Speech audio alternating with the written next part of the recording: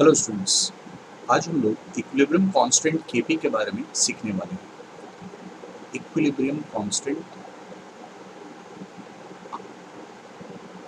KP, केसी के बारे में ऑलरेडी हम लोगों ने सीख रखा है। केपी क्या होता है? Equilibrium constant in terms of partial pressure. जब के सी लिखते हैं, सी स्टैंड्स फॉर कॉन्सेंट्रेशन और पी स्टैंड करता है पार्शियल प्रेशर के लिए। So KP, P stands for partial pressure और you can simply say pressure, सिर्फ प्रेशर भी हम लोग बोल सकते हैं। तो एक जनरल इक्वेशन लेकर के समझते हैं कि जैसे एक्सप्रेशन हम लोगों ने केसी का लिखा था, केपी का एक्सप्रेशन लिखते कैसे हैं। सो एक गैसेस इक्वेशन लेंगे, A into A gas plus B into B, ये भी गैस हो गया, forming C into C, again a gas, and D into D, ये भी एक गैस हो गया। ओके, नाउ जब केपी का एक्सप्रेशन लिखा जाएगा, इसमें KP will be equal to partial pressure of product, that is C raised to the power C, partial pressure of product D raised to the power D upon partial pressure of reactant A raised to the power A and partial product of B to the power B। बिल्कुल केसी के जैसा ही expression है। केसी में हम लोग concentration use करते थे और यहाँ पे पार्शियल प्रेशर यूज कर रहे हैं। Where PA, PB, PC and PD are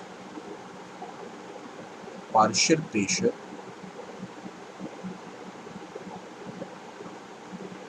of A, B, C and D respectively।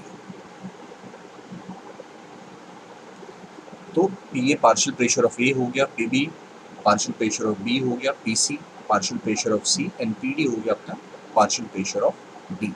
तो ये पार्शियल प्रेशर हमें मिल गए और केपी का एक्सप्रेशन मिल गया। और केपी के एक्सप्रेशन में याद रखना है कि सिर्फ उनको लिखेंगे जो गैसेस हैं। अब इसके कुछ एग्जांपल्स देख लेते हैं। Like if you have a reaction N2 gas plus 3H2 gas forms 2NH3 gas, तो इस केस में केपी का एक्सप्रेशन होगा partial pressure of ammonia NH3 इसका square upon partial pressure of N2 to the power 1 and partial pressure of H2 और इसका cube, क्योंकि coefficient वहाँ पे 3 था। तो ये तो हो गया होमोजेनियस इक्वेशन।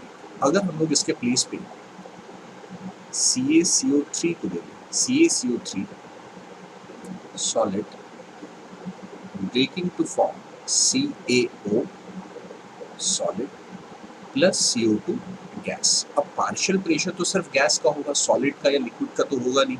तो केपी के एक्सप्रेशन में सिर्फ उनको लेना है जो गैस है, यानी कि यहाँ KP will be equal to partial pressure of CO2 only. इसके इक्वेशन में CaO या फिर CaCO3 नहीं आएंगे। तो ये हो गया कि कैसे केपी को लिखना है। और केपी में पार्शियल प्रेशर जो भी हम लोग यूनिट यूज करेंगे किसी एक पार्शियल प्रेशर का, वही दूसरे के लिए भी यूज करेंगे। अगर एक पास्कल ले रहे हैं तो सारे को उसमें लेना पड़ेगा, एक को बार में लिया तो सारे को बार में लेंगे, या फिर किसी एक को एटीएम मिले तो बाकी सबको भी हम लोग एटीएम में लेंगे। इस चीज का रखना होगा ध्यान। नाउ अब केपी और केसी में रिलेशन क्या है, कैसे उन दोनों को रिलेट करेंगे ये देखते हैं। So relation between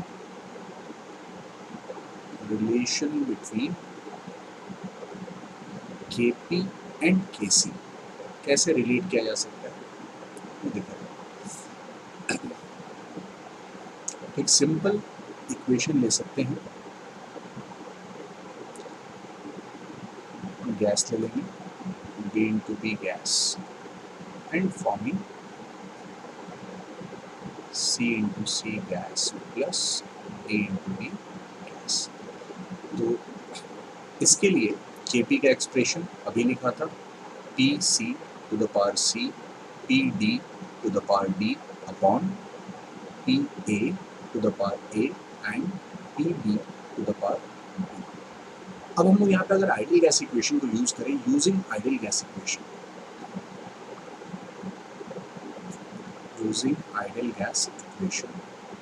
PB is equal to nRT होता है, this means P is equal to N by V R T.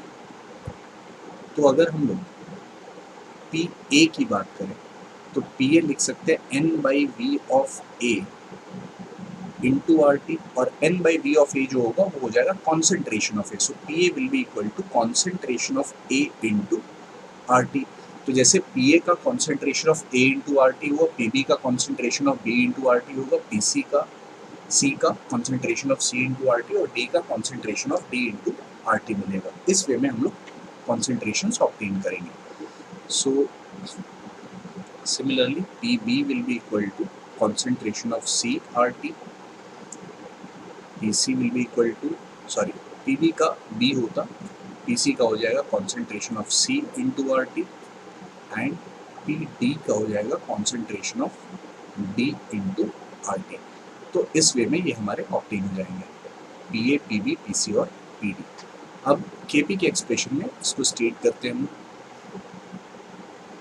तो पी सी के प्लेस पे लिख सकते हैं concentration of C into R T to the power C, ये हो गया P C. Then concentration of D R T to the power D, ये हो गया पी डी के पावर में डी। Then concentration of A R T to the power A, and concentration of B R T to the power B. Now इसमें R T common है, R T को बाहर ले लेंगे और बाकी एक्सप्रेशन जो बचेगा वो हो जाएगा concentration of C to the power C, D to the power D upon A to the power A, and concentration of B to the power B. बाकी बचा आर टी। आर टी में जो power ऊपर में है सी और D वो add हो जाएंगे, सी प्लस डी, और जो नीचे पावर है वो सब्ट्रैक्ट हो जाएंगे, माइनस ए प्लस बी। तो ये c to the power c, d to the power d, b to the power b, and ये जो एक्सप्रेशन बना ये हो गया हमारा kc।